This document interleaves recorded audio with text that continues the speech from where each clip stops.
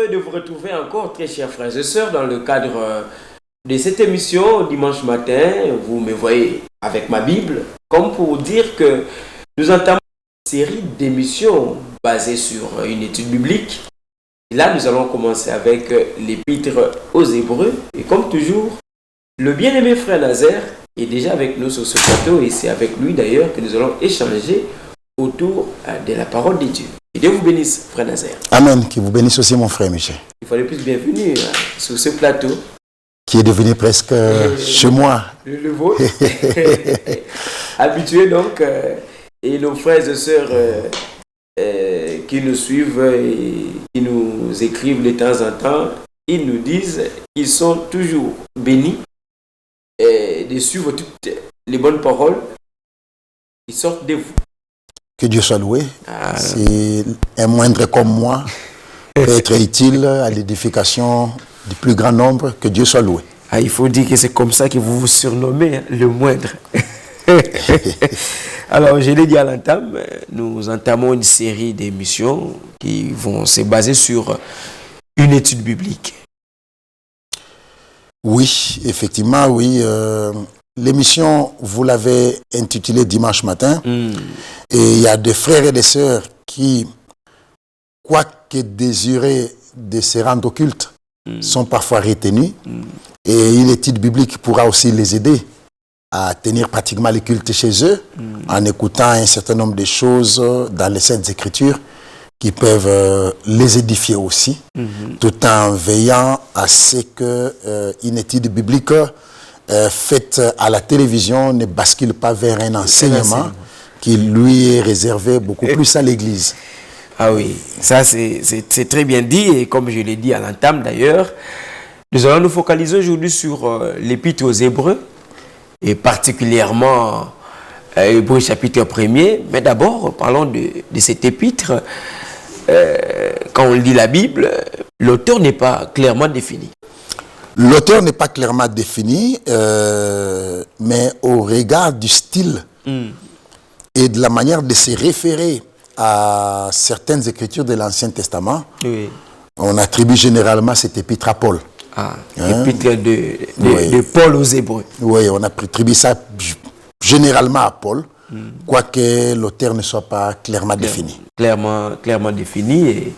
Et puisqu'il en est question, lorsqu'on observe le livre, 13 chapitres, comment ces 13 chapitres sont-ils subdivisés?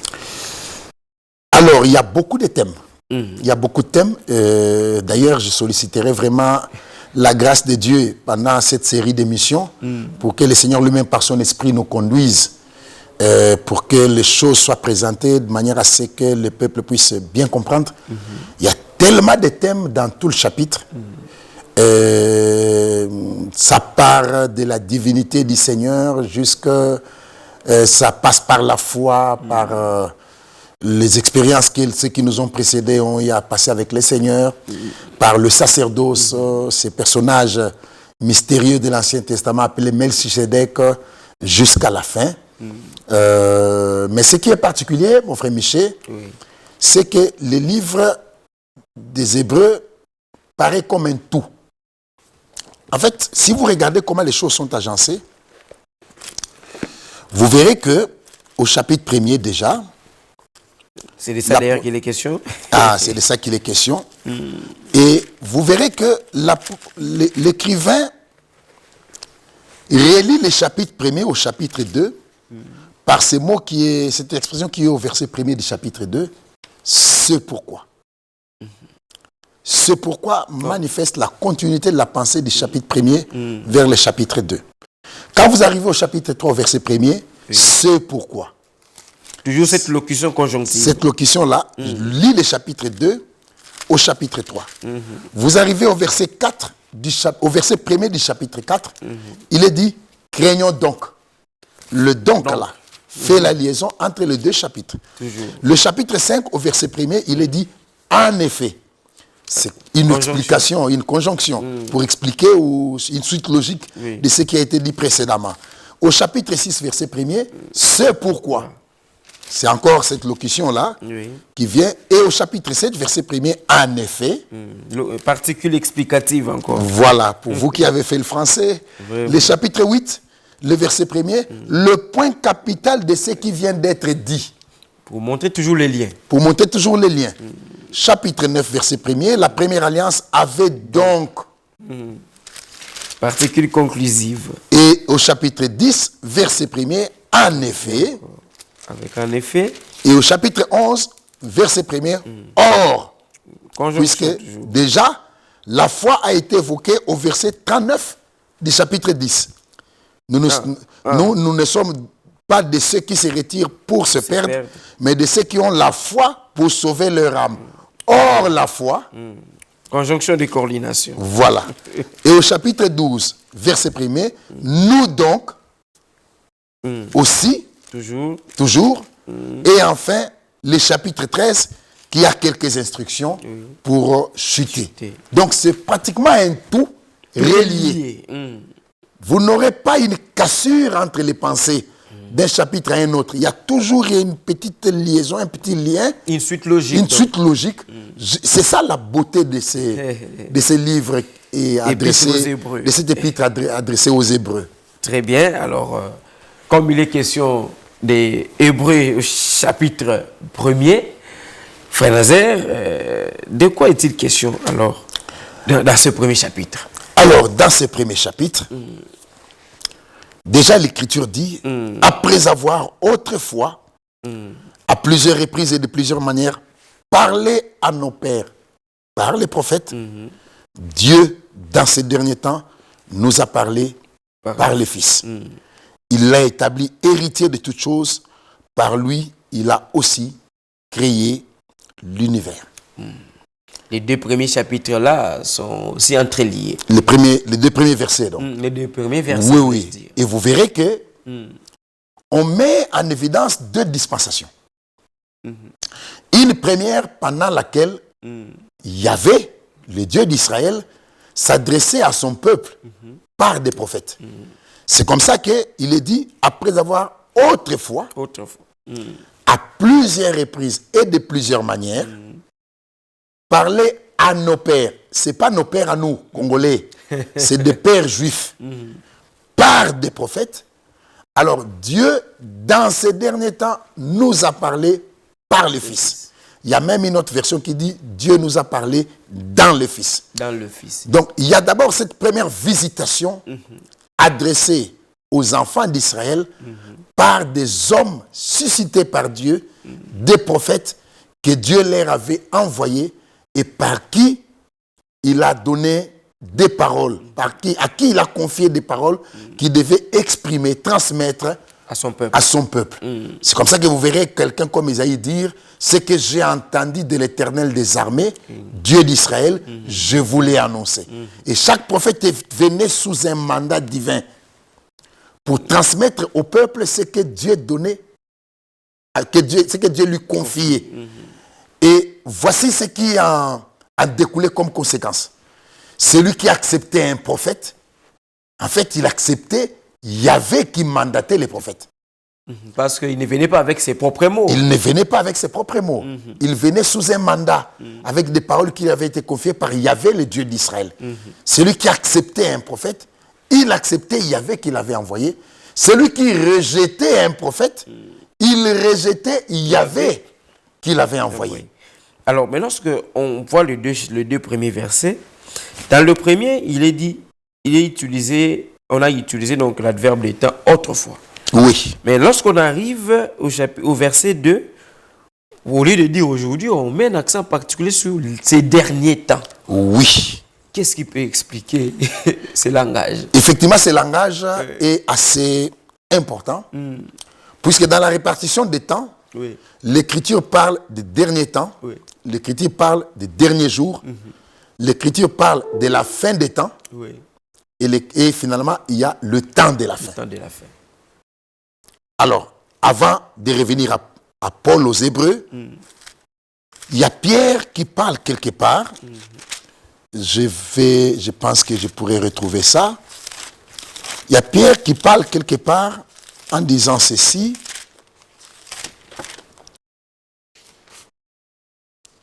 Alors, 1 Pierre, premier épître de Pierre, chapitre 1er déjà.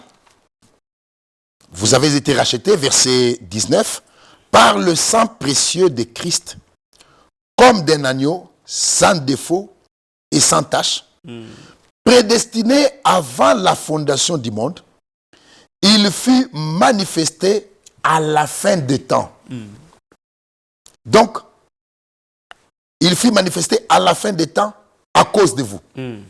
Quand nous prenons cette pensée de Pierre, nous comprenons que quand l'agneau s'est manifesté, c'est la fin des temps. C'est la fin des temps.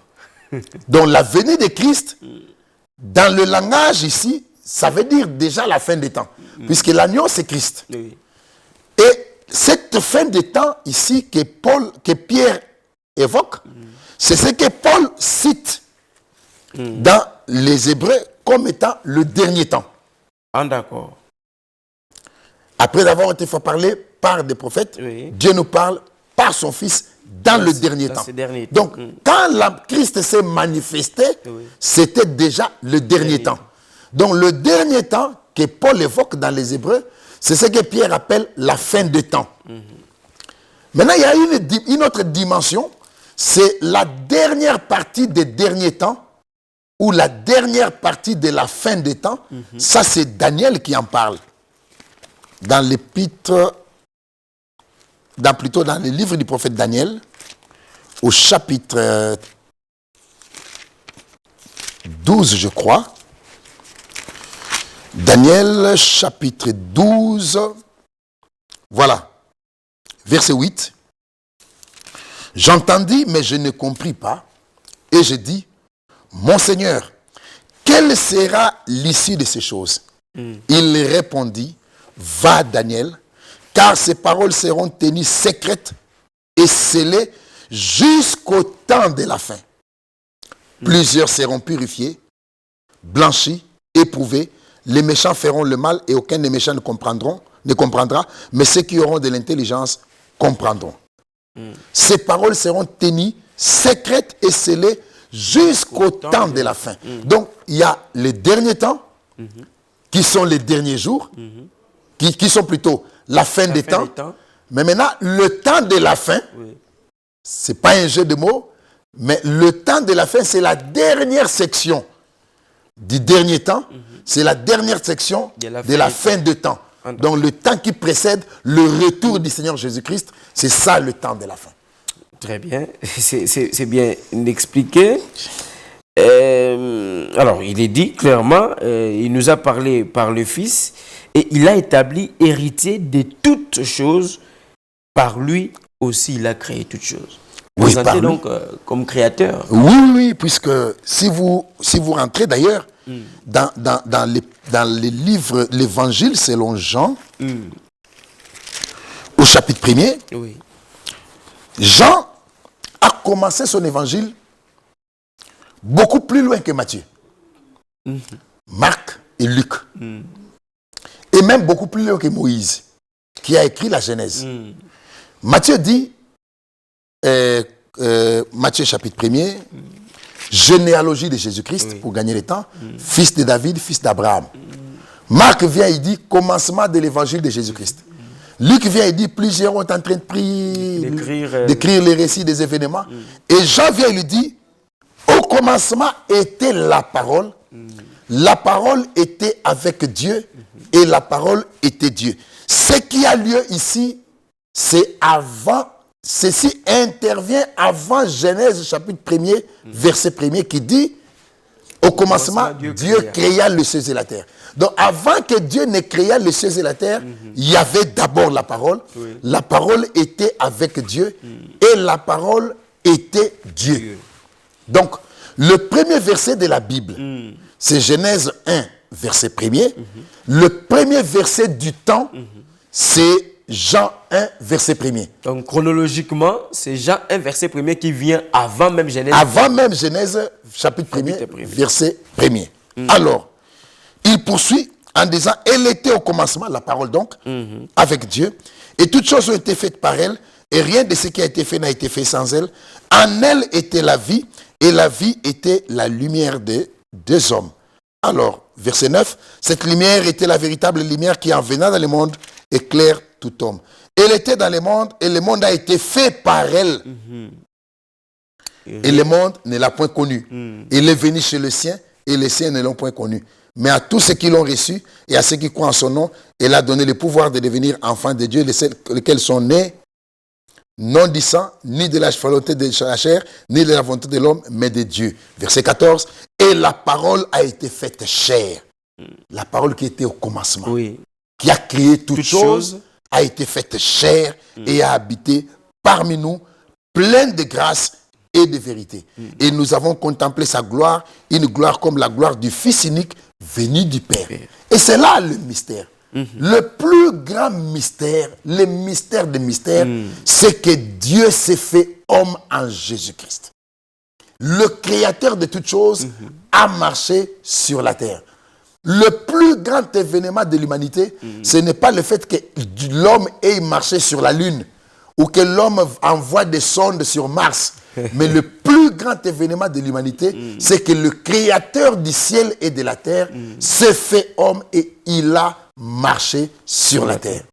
Donc là-bas, comme Jésus-Christ est présenté comme créateur, et au regard de l'écriture, déjà chapitre 1er, que vous venez d'évoquer, donc c'est comme pour dire qu'ici on met en exergue la divinité de Jésus-Christ. On met en exergue la divinité de Jésus-Christ, puisque si vous loupez cela, vous n'allez pas lui rendre une adoration véritable.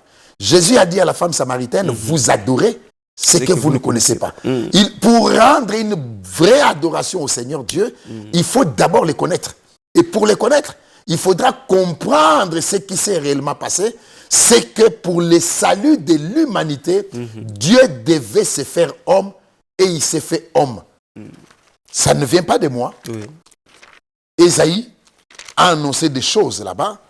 Au chapitre 9 d'abord. Ésaïe chapitre 9. D'ailleurs, il a commencé d'abord à annoncer au chapitre 7 ceci. Ésaïe chapitre 7, verset 14. C'est pourquoi le Seigneur lui-même vous donnera un signe. Voici, la Vierge deviendra enceinte. Elle enfantera un fils et elle lui donnera le nom d'Emmanuel. Qui veut dire Dieu parmi nous. Pas le Fils de Dieu, mais Dieu parmi nous. Emmanuel. Chapitre 9, verset 5. Puisqu'il est question d'un fils. Car un enfant nous est né. Un fils nous est donné. La domination reposera sur son épaule. On l'appellera admirable, conseiller, Dieu puissant, Père éternel, prince de la paix. Ah, ça c'est profond. C'est cet enfant-là. Cet enfant-là. Cet unique fils-là. Cet unique fils-là, qui naîtra par une vierge, sera appelé admirable. Il sera appelé conseiller. Il sera appelé Dieu puissant. Dieu puissant. Et il sera appelé Père éternel, il sera appelé Prince de la paix. Alors, vous verrez que au ministère des fils, on n'a jamais lié l'adjectif éternel. Car le Fils n'est pas éternel. Mais le Fils a un attribut de Père éternel. Donc, celui qui venait comme Fils là, en fait, c'était le Père éternel lui-même qui s'est manifesté comme homme. C'est comme ça que Jésus pouvait dire à Philippe, je crois, celui qui m'a vu a vu le Père. A vu le Père. Et l'écriture que beaucoup expliquent par rapport à certaines réalités liées à la vie humaine. Hein? Quelqu'un qui va représenter quelqu'un, alors qu'en réalité, il ne le représente pas. Lorsqu'on rentre un peu dans Hébreu, quand on prend le chapitre 3, le verset 3 plutôt, il est dit là, le Fils est le reflet de sa gloire et l'empreinte de sa personne. Merveilleux. Merveilleux. Le Fils est le reflet de sa gloire. Peut-être qu'un jour, on pourra parler de la gloire de Dieu, qui est aussi une notion biblique assez importante. Mais quand il est né, le Fils, dans Luc, vous verrez que la gloire du Seigneur se manifesta au berger. Oui. Et c'est là ce qui est paradoxal. Luc dit ceci, avant de rentrer dans les Hébreux. Oui. Luc au chapitre 2, verset 8. Il y avait dans cette même contrée des bergers qui passaient dans les champs de l'éveil de la nuit pour garder leurs troupeaux. Et voici, un ange du Seigneur leur apparut et la gloire du Seigneur resplendit autour d'eux. Oui. Ils furent saisis d'une grande frayeur. Je mets une pause là, mon frère Miché, avec votre autorisation. Oui. Le Seigneur de gloire naquit et il était dans une crèche. La gloire du Seigneur se manifesta auprès des bergers. C'est-à-dire que le Seigneur est venu pas de la manière qu'on l'attendait. Spectaculaire, certainement avec peut-être des étoiles sur la tête. Il est venu de manière tellement simple et sa naissance pouvait même achoper. Comment le Seigneur de gloire peut aller naître dans une étable? Lui à qui l'or appartient, l'or et l'argent, il peut aller naître dans des conditions comme celles dans lesquelles il est né. Dieu est venu de manière à créer un paradoxe, au point où il s'est manifesté comme les gens ne l'attendaient pas. Il a parlé comme les gens ne l'attendaient pas. Il a même envoyé des serviteurs comme les gens ne les attendaient pas. C'est comme ça que vous verrez que l'ange leur dit, ne craignez point, car je vous annonce une bonne nouvelle qui sera pour tout le peuple le sujet d'une grande joie. C'est qu'aujourd'hui, dans la ville de David, il vous est né. À vous.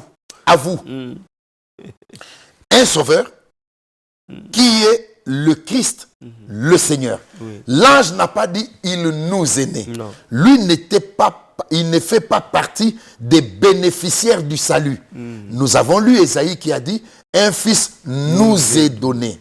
Parce qu'Ésaïe se sentait concerné. Il se sentait concerné, mais l'ange n'est pas concerné. Il n'est pas venu secourir des anges. Non. Il n'est pas venu sauver des anges. C'est nous qui étions concernés. Alors il nous est dit, il vous est né. C'est comme ça que Paul, dans les Hébreux, que vous avez lu, c'est verset 3, il dit que le Fils est l'empreinte, le reflet de sa gloire. Chapitre 1er, verset 3. Le Fils est le reflet de sa gloire. Celui qui voyait le Fils, il voyait le Père. Et le Fils est allé jusqu'à leur dire, un jour il voulait les lapider. Et il leur a dit, j'ai fait plusieurs bonnes œuvres parmi vous. Pour laquelle voulez-vous me lapider? Et ils lui ont dit, ce n'est pas pour une bonne œuvre. C'est pour un blasphème. Puisque toi qui es un homme, tu t'es fait Dieu. Et il lui dit, tout cela puisque je vous ai dit que je suis le Fils de Dieu. Et les Juifs savaient. Le fait de leur dire qu'il était le Fils de Dieu, il voulait dire qu'il était le Dieu Tout-Puissant, manifesté dans une chair humaine, puisqu'il y avait devait venir comme fils. Un fils nous est donné. Oui. Et c'était là. Ils avaient compris la chose. Ils avaient compris la chose. Alors pour eux, ils savaient que Dieu viendrait comme fils. Ils le savaient. Puisque l'un de leurs prophètes le leur a dit. Oui. Israël était fermement attaché à ses prophètes. Ils le savaient que Dieu viendrait comme homme. Ils savaient que Dieu viendrait comme fils. Mais la difficulté d'Israël, c'était de croire que Jésus qu'on voyait là, c'était lui. C'était lui. Et pourtant, ce n'était pas si compliqué à comprendre. Mais bon, puisqu'il est question d'un mystère, il faut qu'il soit révélé. Oui. Ésaïe 35. Ésaïe chapitre 35, que je vais lire à Matthieu 11, verset 3. Fortifiez les mains languissantes et affermissez les genoux qui chancellent. Dites à ceux qui ont les cœurs troublés, prenez courage, ne craignez point, voici votre Dieu. Pas une autre personne. Pas une autre personne. Voici votre Dieu. Et la fin du verset 4 dit, il viendra lui-même et vous sauvera. Il viendra lui-même. Donc celui qui devait venir sauver l'humanité, ça devait être Dieu lui-même. Et le verset 5, alors, là alors, il y a une conjonction. Alors s'ouvriront les yeux des aveugles. Alors s'ouvriront les oreilles des sourds. Alors le boiteux sautera comme un cerf. Et alors la langue du muet éclatera de joie.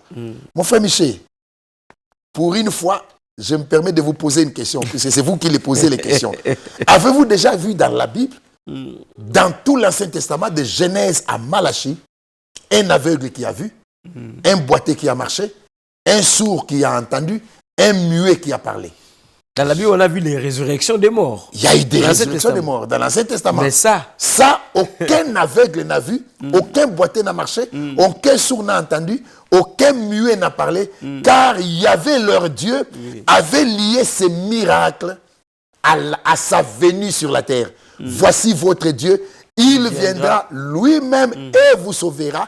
Alors, c'est alors là, on le voit dans Matthieu 11. une conséquence logique. Une conséquence logique. Jean-Baptiste envoie des disciples auprès de Jésus. Matthieu chapitre 11, verset 2. Jean ayant entendu parler dans sa prison des œuvres du Christ, il lui fit dire par ses disciples, es-tu celui qui doit venir ou devons-nous en attendre un autre? Jésus leur répondit, allez rapporter à Jean ce que vous entendez, ce que vous voyez. Les aveugles voient. Le boiteux marche. Allez dire à Jean, ce qui n'a jamais eu lieu sur la terre et que Dieu avait lié à sa présence sur la terre, cela a lieu. Les aveugles voient, les boiteux marchent. C'est comme ça que Paul aux Hébreux dit que le Fils est le reflet de sa gloire, il est l'empreinte de sa personne. Là aussi, c'est le mot empreinte. Le mot empreinte, mon frère Michel. Les scientifiques nous ont convaincus, et avec raison, que deux hommes sur la terre ne peuvent pas avoir la même empreinte. J'ai mon empreinte en moi. Vous avez votre empreinte en vous. C'est-à-dire que si je marque mon empreinte, quelque part même, dans un lieu où on doit me contrôler, ça sortira avec mon identité à moi. Jamais avec votre identité. Ça, c'est un miracle divin. Nous sommes à plus de 7 milliards sur la terre, mais il y a le nombre déjà qu'il y a sur la terre, c'est le nombre d'empreintes qu'il y a. Et ceux qui naîtront viendront aussi avec leurs empreintes. Ceux qui meurent, ils partent avec leurs empreintes. Donc quand on dit il est l'empreinte de sa personne, une confirmation exacte de la divinité de Jésus-Christ. Une confirmation exacte de la divinité de Jésus-Christ. Celui qui voyait Jésus, il voyait Dieu lui-même. C'est comme ça que vous verrez que cette expression-là est tellement bien ajustée. Il n'y a pas trois personnes en Dieu. Il n'y a qu'une seule personne et Christ est l'empreinte de cette personne-là. C'est comme ça que vous verrez que Paul dit, toujours aux Hébreux, nous verrons ça dans les émissions à venir, que Christ entrant dans le monde dit. Donc Dieu est entré dans le monde pour venir vivre dans un corps qu'on a appelé Jésus-Christ. Et Jésus-Christ était la révélation visible du Dieu invisible. C'était donc celui qui voyait Jésus, il voyait le créateur de toutes choses lui-même. C'est comme ça qu'il a dit aux Juifs, souvenez-vous-en, Abraham, votre père, a tressailli de joie de ce qu'il a vu mon jour et il se réjouit. Et on lui a dit, tu n'as pas encore 50 ans et tu déclares avoir vu Abraham. Et il a répondu, avant qu'Abraham fût, je suis. Et qui s'est appelé je suis dans l'Ancien Testament? C'est celui qui s'est manifesté à Moïse et à qui Moïse a dit, on me demandera qui t'a envoyé par les anciens du peuple. Qu'est-ce que je leur dirai? Et il leur a dit, il a dit à Moïse, dis-leur, celui qui s'appelle je suis m'a envoyé vers vous. C'est comme ça que quand vous verrez, mon frère Michel, qu'il est dit que voici votre Dieu, il viendra lui-même. Quand vous voyez qu'il est dit, le Fils, on l'appellera Dieu puissant, Père éternel. Père éternel. C'est puisque son ministère de fils devait commencer et son ministère de fils devait s'arrêter. Et il a commencé à sa naissance. Et il s'arrête où 1 Corinthiens chapitre 15. Donc le Fils s'arrêtera. Oui. Il n'est pas éternel. Il s'arrêtera. 1 Corinthiens chapitre 15, c'est le dernier verset du temps. Donc le premier verset, on a pris Jean chapitre 1er. Oui. Dans le temps. dans le temps. Et le dernier, Et le dernier, c'est 1 Corinthiens 15. 1 Corinthiens 15. 1 Corinthiens 15. Alors. Tout ça, c'est pour étudier un peu Hébreux chapitre 1er. Hébreux chapitre 1er. Alors, il dit. Alors, verset 24. Ensuite viendra la fin, quand il remettra le royaume à celui qui est Dieu et Père. Quand le Fils remettra le royaume à celui qui est Dieu et Père, après avoir réduit à l'impuissance toute domination, toute autorité et toute puissance. Car il faut qu'il règne jusqu'à ce qu'il ait mis tous ses ennemis sous ses pieds. Oui. Donc, d'aucuns prennent aussi cette écriture pour montrer que non, effectivement, il a 3 personnes en Dieu. Et voilà, le Fils va s'arrêter, il va remettre comme si au Père, comme si le Père c'était une autre personne. Non, c'est un ministère, c'est une fonction qui s'arrêtera. Quand je quitte ma maison, quand je quitte mon bureau, quand je quitte l'église, quand je suis à l'église, j'ai un autre statut. Oui. Quand je quitte l'église et que je viens à ma maison, chez moi, pour mes enfants, ce n'est pas le prédicateur, c'est leurs parents. Oui. Pour ma femme, c'est son mari, ce n'est pas le prédicateur. Ça dit que mon rôle se termine quelque part. Même si je reste prédicateur, mais je ne me conduis pas chez moi comme prédicateur. Je me conduis chez moi comme père pour mes enfants, comme fils pour, comme mari pour ma femme. Et quand je suis en famille avec mes oncles, mes parents, je suis fils et neveu. Avec mes grands frères, je suis petit frère. Donc, on peut même m'envoyer des fonctions. J'ai des fonctions et chaque fonction s'arrête quelque part. Oui. Quand mon grand frère vient à mon bureau, il ne me traitera pas à mon bureau comme son petit frère, puisque j'ai des fonctions là-bas. Oui. Le chef de l'État est petit frère quelque part, il est grand frère quelque part. Mais quand il agit comme chef de l'État, sa fonction, son attribut de petit frère s'arrête. Donc l'attribut de fils s'arrêtera. Et l'Écriture dit, verset 26, le dernier ennemi qui sera réduit à l'impuissance, c'est la mort. Dieu en effet a tout mis sous ses pieds, mais lorsqu'il dit tout lui est soumis, il est évident que celui qui a soumis toutes choses est excepté. Et lorsque toutes choses lui auront été soumises, alors le Fils lui-même sera soumis à celui qui lui a soumis toutes choses, afin que Dieu soit tout en tous. Là, nous sortons du temps pour basculer maintenant dans l'éternité. Puisque le Père, lui, il est éternel. Ah, il rentre dans sa fonction de Père éternel. Sa fonction de Père éternel, puisque dans sa fonction de Fils éternel, il ne peut pas aller dans l'éternité. Ah, d'accord. Il ne sera pas dans l'éternité avec nous comme Fils éternel. Parce que le Fils n'est pas éternel. Le Fils n'est pas éternel. Ah, d'accord. Il doit rentrer dans sa fonction de Père éternel pour qu'il partage maintenant l'éternité avec nous. Amen. Amen. Alors, on prend le verset 4. Il est devenu d'autant supérieur aux anges qu'il a hérité d'un nom plus excellent que le leur. Oui. Là encore, c'est merveilleux. Le Fils est devenu supérieur aux anges. Et bien avant le verset 4, à la fin du verset 3, il a fait la purification de péché. Ça, c'est Golgotha. Celui qui nous a sauvés, c'est Dieu lui-même. Le sang qui circulait dans les veines d'Emmanuel, c'était le sang de Dieu lui-même. L'œuvre de la rédemption ne pouvait se faire que par Dieu lui-même, d'autant plus que la loi de Dieu disait que celui qui se vendait comme esclave ne pouvait être racheté que par son proche parent. Le proche parent d'Adam et de sa race, c'est Dieu lui-même. Or, Dieu est esprit. Et puisqu'il fallait du sang, le péché est entré dans la chair, il fallait que le péché soit ôté et les problèmes du péché soient résolus dans la chair. Et puisqu'il fallait que du sang soit versé pour obtenir la rédemption de l'humanité perdue, le sang qui devait être versé, ce n'était pas le sang de bouc et de taureau qui a échoué, puisqu'il n'a pas pu ôter le péché. Il n'a fait que couvrir, car les animaux sont d'un rang inférieur à celui de l'homme. Il fallait quelqu'un d'un rang supérieur à celui de l'homme, et au-dessus de l'homme, il n'y a que Dieu. Or, Dieu est esprit.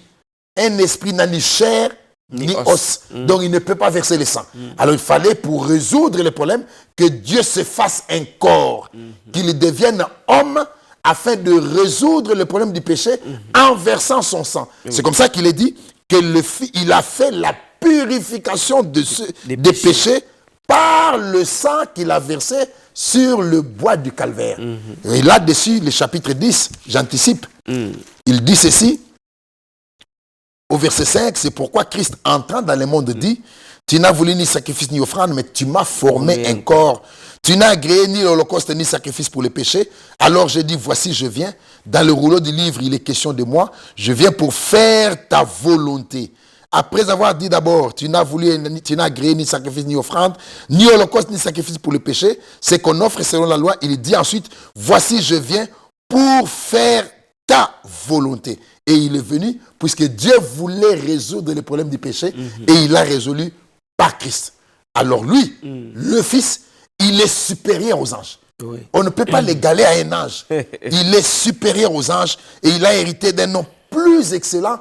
Quel est leur? Le point capital ici, c'est le nom. Le nom dont il a hérité. Le nom dont il a hérité. Imaginez-vous que Jésus est allé jusqu'à dire, je les ai gardés en ton nom que tu m'as donné. En ton nom que tu m'as donné. Le nom que Jésus portait, c'était le nom de Dieu lui-même. Là, on voit Ésaïe 52. Ésaïe chapitre 52. Ésaïe chapitre 52. Merci de m'avoir donné d'ailleurs cette écriture. Ésaïe chapitre 52. Ésaïe chapitre 52. Que dit l'écriture ici?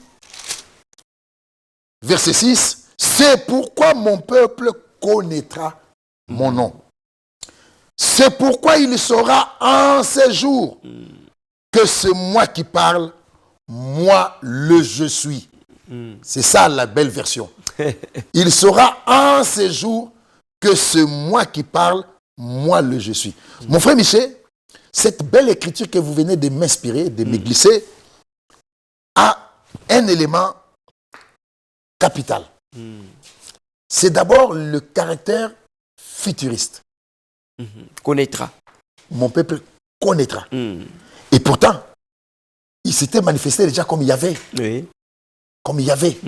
Et dans l'ancienne alliance, il a pris des noms et des titres qu'il a manifestés, qu'il a portés pour se manifester aux enfants d'Israël suivant des circonstances. Quand il fallait guérir, c'était Yahvé Rapha. Quand il fallait aller à la guerre, c'était Yahvé Sabaoth, l'Éternel des armées. Il dit à Moïse, je suis Yahvé. J'aime beaucoup ces chapitres. Je suis apparu à Isaac et à Jacob et à Abraham, à Isaac et à Jacob, comme El Shaddai. Mais sous mon nom d'Elohim Yahvé, et ne m'ont pas connu. Donc si tu vas dire à Abraham, connais-tu Elohim Yahvé? Abraham ne connaît pas Elohim Yahvé. Yahvé s'est manifesté à lui comme El Shaddai. Mais il vient aux enfants d'Israël, il se manifeste comme Yahvé. Mais à eux, toujours aux enfants d'Israël, il dit maintenant, mon peuple connaîtra mon nom. Ah, donc il y a un autre nom. Donc Yahvé, ce n'est pas son nom. Yahvé, il a porté le titre de Yahvé, le nom de Yahvé, pour se manifester aux enfants d'Israël. Il a porté ce nom-là comme un nom de l'Alliance, pour se manifester aux enfants d'Israël. Mais il y a un nom qu'il devait porter dans la Nouvelle Alliance, pour montrer que Yahvé de l'Ancien Testament était Yahshua. Dans le Nouveau Testament. Jésus, Yahvé Sauveur, Yahshua, dans le Nouveau Testament. C'est pourquoi, vous voyez, qu'il est dit qu'il sera en ce jour-là que c'est moi qui parle. Alors, il nous parle comment? Dans le Fils. Dieu nous parle dans le Fils, comme on l'a lu au chapitre 1er, au verset 2 plutôt. Au verset 2. Il nous parle dans le Fils. C'est pourquoi il saura que c'est moi qui parle, moi le je suis. Oui, le Fils nous a dit, je suis le chemin, je suis la vérité, je suis la vie. Et le Fils est allé mourir. Mais quand vous allez dans Apocalypse chapitre 1er, un autre élément, plus rapidement parce que un peu plus rapidement, un autre élément qui confirme ceci, verset 7, voici il vient avec les nuées. Mais qui vient? C'est le Fils. Et tout œil le verra, même ceux qui l'ont percé. Qui a été percé? C'est le Fils. Et toutes les tribus de la terre se lamenteront à cause de lui. Oui, amen. Verset 8, je suis l'alpha et l'oméga, dit le Seigneur Dieu. Celui qui est, qui était et qui vient, le Tout-Puissant. Tout ça en lui. Tout ça en lui. Je suis l'alpha et l'oméga, dit le Seigneur Dieu. Celui qui est, je suis, Oui. qui était et qui vient. Mais qui vient? C'est Jésus-Christ qui vient. Oui. Et il s'identifie à la fin du verset pour dire le Tout-Puissant. Il n'y a pas deux, il n'y a pas trois Tout-Puissants. Il n'y a qu'un seul Tout-Puissant. Voilà pourquoi un fils nous est né, on l'appellera Père éternel, Père éternel, conseiller admirable, Dieu puissant. Le Dieu puissant s'est fait homme par Jésus-Christ, notre Seigneur. C'est comme ça que le chapitre 1er du livre des Hébreux porte essentiellement sur la révélation du Fils. Sur le Fils, le Dieu Tout-Puissant, manifesté dans la chair à travers Jésus-Christ. Voilà, il est au-dessus des anges. Oui. Comme cela est évoqué au verset 4. Car auquel des anges Dieu a-t-il jamais dit, tu es mon fils, je t'ai engendré aujourd'hui. Et encore, je serai pour lui un père et il sera pour moi un fils. Je t'ai engendré. Comme c'était évoqué dans Hébreux chapitre 10. Voilà, comme c'était évoqué dans Hébreux chapitre 10. Je t'ai engendré aujourd'hui. Quand il est parlé d'aujourd'hui, ce n'est pas l'éternité. Dans l'éternité, il n'y a pas de notion de temps. Il n'y a pas d'aujourd'hui, il n'y a pas d'hier. Mais quand il est dit aujourd'hui, c'est que c'est dans le temps. Le Fils a été engendré dans le temps. C'est comme ça que le Fils n'est pas éternel. Le Fils a été engendré dans le temps et son attribut de Fils se terminera dans le temps. Quand le temps aura terminé, que nous basculerons vers l'éternité, alors le Fils cessera son ministère de Fils et Dieu sera tout en tous. Le nom qu'il a apporté, c'est le nom le plus beau. Et vous verrez que dans la suite de ce chapitre, le Seigneur a mis en évidence le Fils et les anges pour montrer que le Fils est supérieur aux anges. Mais il est venu comme une simple plante. Il est devenu comme un homme dans toute la simplicité. Mais c'était le Dieu Tout-Puissant manifesté dans une chair humaine. C'est comme ça qu'il est dit au verset 8. C'est pourquoi il dit au Fils, ton trône, ô Dieu, est éternel. Alors si le trône du Fils est éternel, alors que le Fils lui-même ne sera pas dans l'éternel, il n'est pas éternel. Comment expliquer ça? C'est pour dire tout simplement que le Fils, lui, quand il aura tout terminé, Dieu sera tout en tous et nous partagerons l'éternité avec notre Dieu. Il rentrera donc dans son attribut de Père éternel. Voilà. Il y a au verset 6, il est aussi appelé le premier-né. Oui. S'il est appelé le premier-né, au verset 6, c'est puisqu'il y a une nouvelle création. Ah, d'accord. En lui. C'est dans Jean qu'on l'avait lu. Il y a une nouvelle création et lui, il est le premier dans cette création. Vous savez que dans tout l'Ancien Testament, aucun homme n'était né de nouveau. La nouvelle naissance a commencé avec Jésus-Christ. Que dis-je, la nouvelle naissance a commencé dans la dispensation du Nouveau Testament avec la prédication de l'Évangile. Jean chapitre 1er, où nous étions, l'Écriture dit ceci, à tous ceux qui l'ont reçu et qui croient en son nom, elle a donné le pouvoir de devenir enfants de Dieu, lesquels sont nés, non du sang, ni de la volonté de la chair, ni de la volonté de l'homme, mais de Dieu. Comment est-ce que Christ est né? Il n'y avait aucune intervention humaine. Dieu a parlé. La parole était une sémence. Elle est entrée dans Marie et la sémence a produit Jésus-Christ. Jésus-Christ était le résultat de la parole de Dieu. En tant que premier-né, il est le résultat de la parole de Dieu. Et tous ceux qui sont nés de nouveau, ils sont nés par une même sémence. La même sémence que Jésus-Christ, la parole de Dieu. Cette parole vivante et permanente de Dieu, comme le dit Pierre dans son épître, puisque vous avez été régénérés, chapitre 1er, 1 Pierre chapitre 1er, verset 23, non par une sémence corruptible, mais par une sémence incorruptible, par la parole vivante et permanente de Dieu. Et voilà. Il y a beaucoup à dire, très chers frères et sœurs, autour de ces chapitres, mais l'essentiel a été présenté. Alors, frère Nazaire, en somme, qu'est-ce que nos frères peuvent retenir? Parce que La télé, c'est les temps. La télé, c'est les temps. En somme, le chapitre 1er porte dans sa grande majorité sur la révélation du Fils. Ce mystère de mystères, Dieu s'est fait homme. Ne pas comprendre ça, louper cela, même l'adoration qu'il pouvait rendre à Dieu, elle est vaine. Dieu n'est pas 3, Dieu n'est pas 4. Ceux qui pensent que Dieu est 3, ils commettent une erreur puisque nous aurions même voulu qu'ils ajoutent un 4e, Melchisédek, qui n'avait ni père ni mère, sans commencement des jours, ni fin de vie.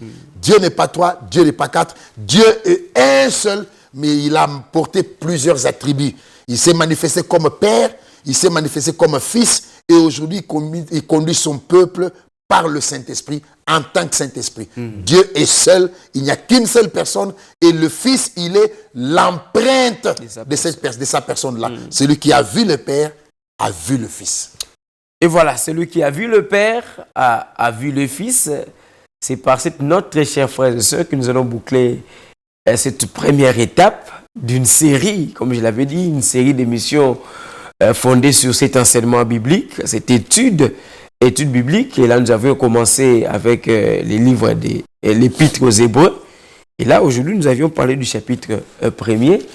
Et nous aimons croire que vous avez compris toutes les explications qui ont été données par le frère Nazaire, que nous remercions déjà d'avoir répondu à notre invitation et de nous avoir éclairé au regard justement de ce chapitre. C'est moi qui vous remercie pour cet honneur que vous me faites, moi le moindre. Vraiment, le moindre. C'est comme ça qu'il se surnomme. Merci à vous, très chers frères et sœurs, de nous rester fidèles. Les rendez-vous est pris pour les dimanches prochains pour le chapitre 2. Nous espérons que le Seigneur nous fera encore cette grâce de nous retrouver. Portez-vous bien. Que Dieu vous bénisse. Shalom.